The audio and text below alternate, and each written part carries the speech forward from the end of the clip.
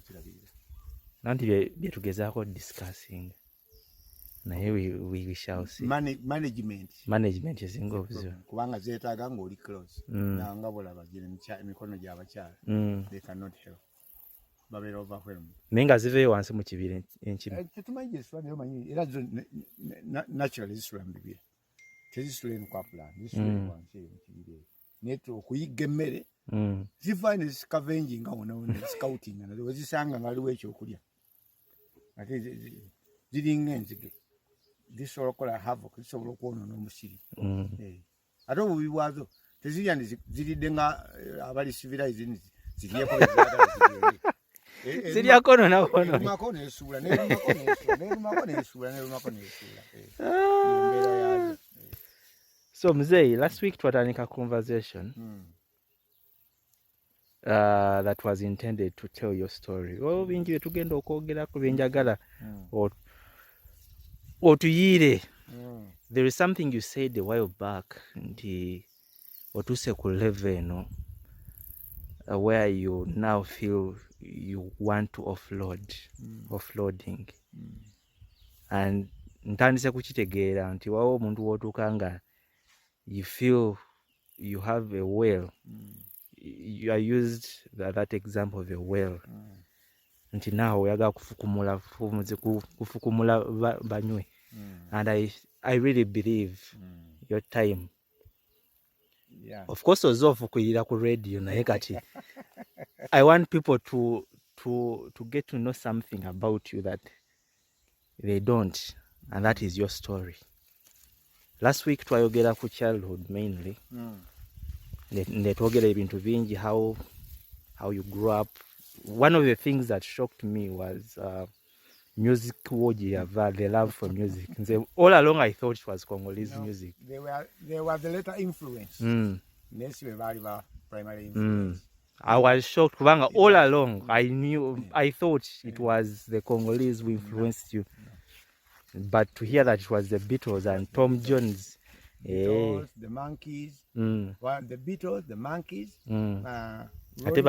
Rolling Stones, bamanya bagetumanga akati fwe tuko kubawulira but the Beatles, the Monkeys, Tom Jones because we are exposed to TV kakati ebyalinga fabulous bitundu bye Bulaya by then then the Indians who were operating most of the factories here sponsored those programs ku TV so we could watch the Saints kisaki ekimufu etwalabiranga episodes of the Saints and myukezi balaba tubirabira wangu. I remember there was a time in 1997 up to 99 I think wawo station bali bagita sanyu yali ya studio ndowooza oba yali sanyu yali kato ne bali balaga filimu ezo eza western ezenkadde so it was something like that. Kati by that time TV yali akabeera introduced mu Uganda and we were under almost try to cover British protectorate near independence and the nation that gave us independence yali Bungereza so we had very close links with them abamunga we bali bano so you would expect that they would want to watch what is being watched over home there. Yes tugene wali mu kisiikirize abayindi bali ba proprietors abama company agasinga obungi so kyaleeta okuba nti exposure yabangawo yaba baleetanga ebintu nga Robbie Lack Paints be ba sponsoringa nga the Saint ene ya Roger Moore the Saint eri enkadde va kuzino empya so nga aliwo enda wagita Jericho Laredo Lamia Bonanza Batman the man from Uncle so we were watching the same thing what the music industry it is the Beatles the same thing very ebyalinga contemporary kwa gwe mulembe gwa rock and roll and it was a hit here twist we were in twist when tuli bana buto but we get to know that this is what is going on kakati later on late 60s the Congolese ne bajja muno balimu kubanga Independence Day bakuba aliwo band ezali zikuba munga zikuba mamita rumba by then nenga mixture ya chuba ne banachi so zeza kubanga wano by and by ne Congolese bands zimu netandika okujja. But the influences of people like musicians like Franco, Bokero, those are Congolese. Now be baali ab'amaanyi eri. So we began to get exposed to that kind of music. Now imported on discs, radio, babizita batya. Era bazita discs. Amayinja ago gabanga amayinja. Zineno gundi, I've forgotten the name. Bazikosanga wana gramophone. So later on batandika okujjanga wano mu physical form. And we had programs ku TV nga bata muziki muzito. Now we began to get exposed to the Congolese music. One of the bands that influenced us here for some long time was Lenua. Ngekubira Mengo ne bakuba oluyimba nga nyimbo ya dawa. Nga balina n'amazina balinanga ne ba dancers. Nga ffe tulina ba queen dancers bali babanga ba male dancers n'abakazi. A combination. And it was music drama. Music, dance and drama byalinga binyuma. Then ntandika okulira ebintu by'abakongo, their phrases, guitar phrases. Nga za njawulo n'ez'abazungu. Bazungu is so much about the scales, you know, pentatonic, which naye wano nga toyinza kulya nnyo ebyobulwa nti is melodic nga binyuma. Kati okwatako akantu kamu n'okayingiza mu bwongo obwo n'okakuba n'otandika okukanoonyereza paka n'okagwako nti bakakuba bwe bati. That's how I learned the guitar. You didn't have a teacher. Bali ba provoking my desire for music, the Beatles and what so on. But it's the Congolese that I caught up with. Kubanga balinga walaba nga bakuba no figuring out.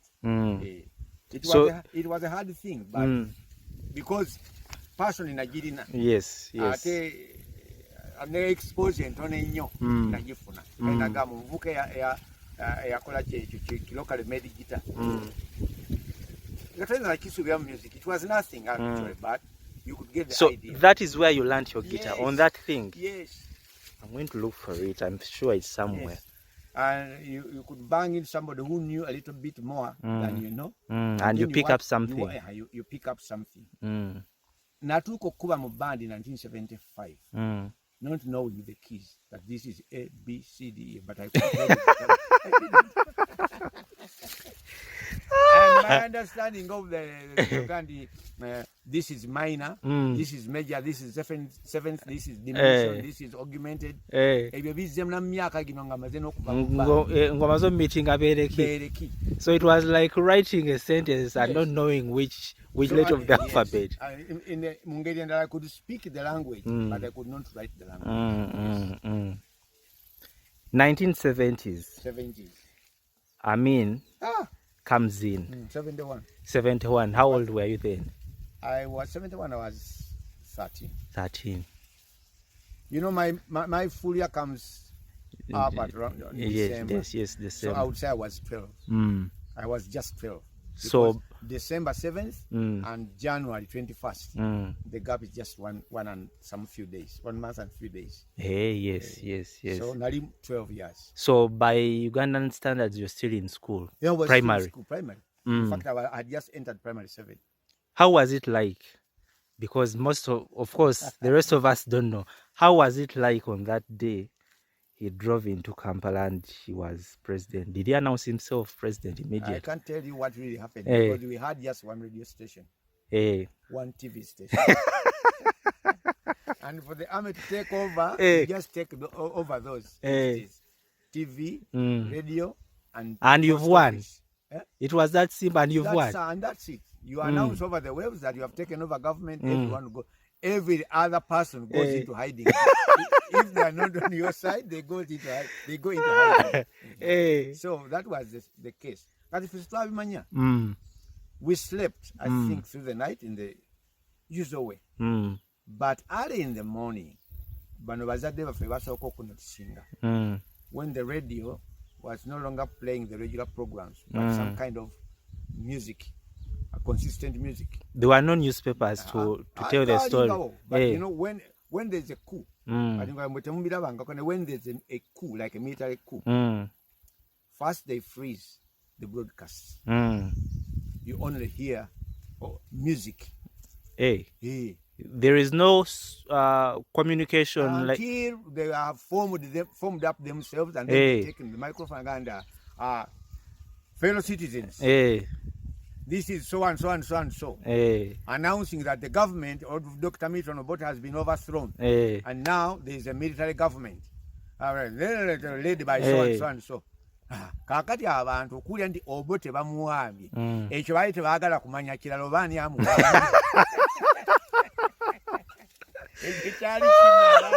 Ekyali kimala bumazi. Bamuzeeyi ne bajja waliwo rimu. Ne bagisiba ku muti mu luggya. Ne bankwasa ekyuma ntukuba ng'ebidde by'essomero. Ng'ebidde by'essomero kuleekaana bwe it was just jubilation. I can't tell you that just wild jubilation. They didn't care who had taken over. And it was almost a bloodless coup. Kuba bali bakikola mu kiro ogenda okutya nga it was over. Zigenda okwera ssaawa nga 7-8 ndowooza nga balangirira. And the entire nation of Uganda went into jubilation for 366 days. An entire year? An entire year. Amini n'akola ne documentary the first 366 days. We were about partying and having... Partying.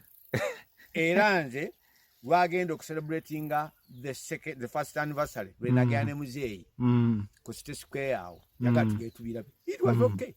Ajira mu military tank biki naye tetwatuuka eri awo wantu naye it was that.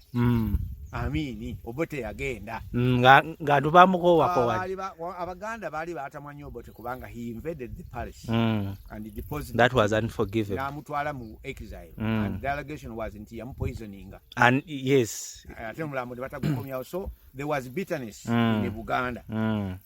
And also in other kingdoms kubanga he abolished all kingdoms. The Bunyoro kingdom, Ankole kingdom, Busoga kingdom. He abolished all kingdoms and he made Uganda a republic.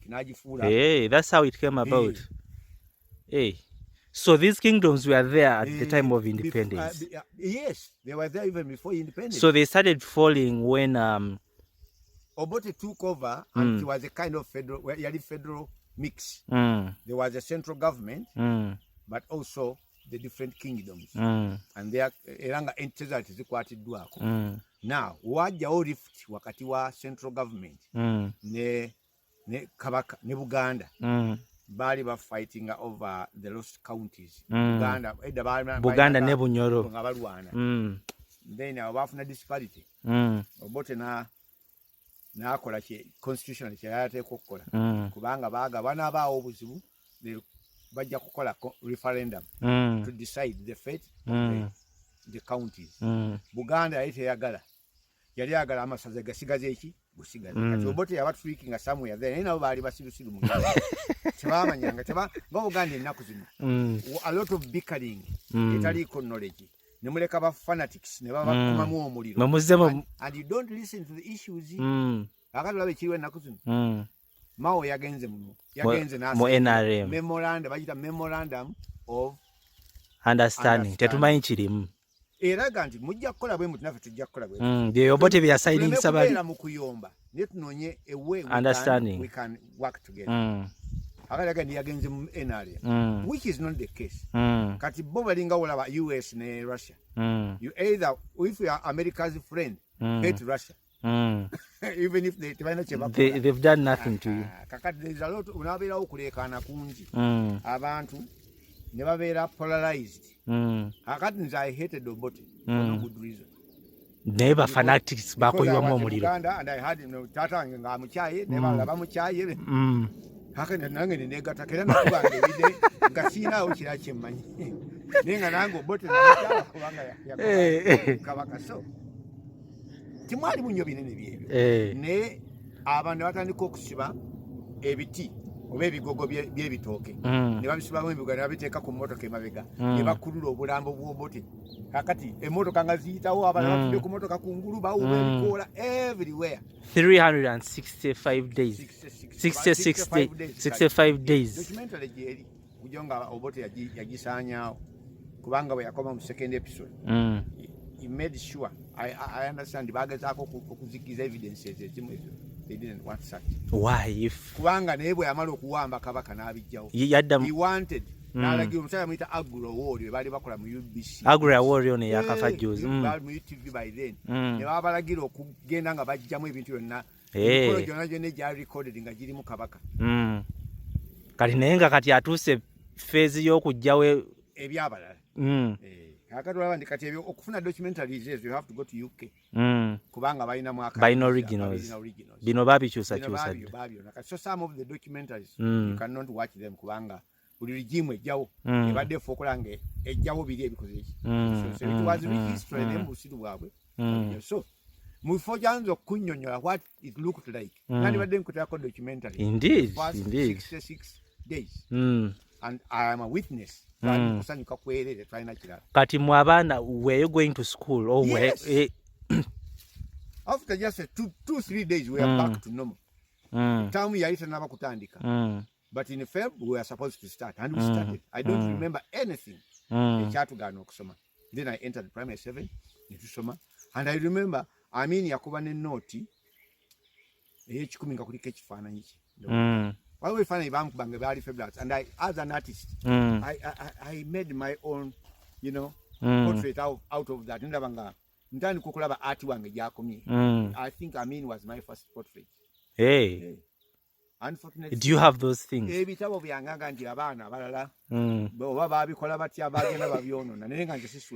had that portrait over me. That is history. Nakyo ne bakyonoona ng'akyali mugundi ye yasooka nakyo naye ekyo baakimpaamu ssente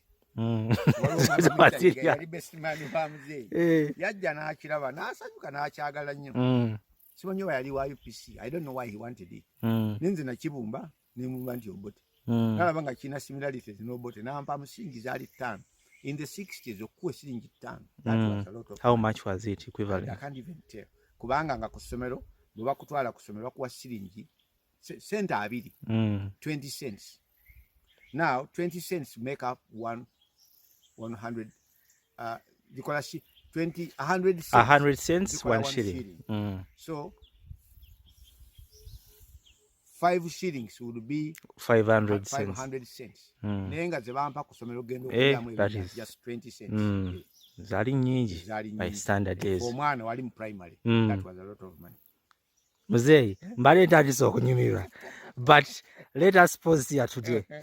The stories of the 70s are many and very interesting. Because we have the good times. Yes. And then we have the beginnings of the bad times.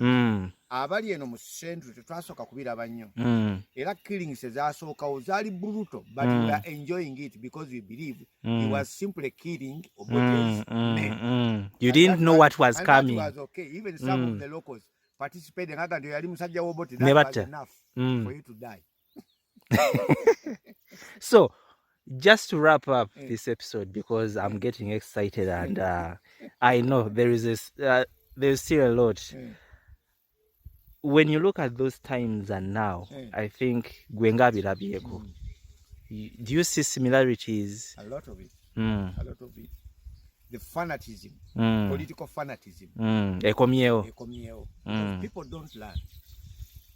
History repeats itself because we don't learn. I want to be on record. The current president, that's where he has outsmarted all the other previous presidents.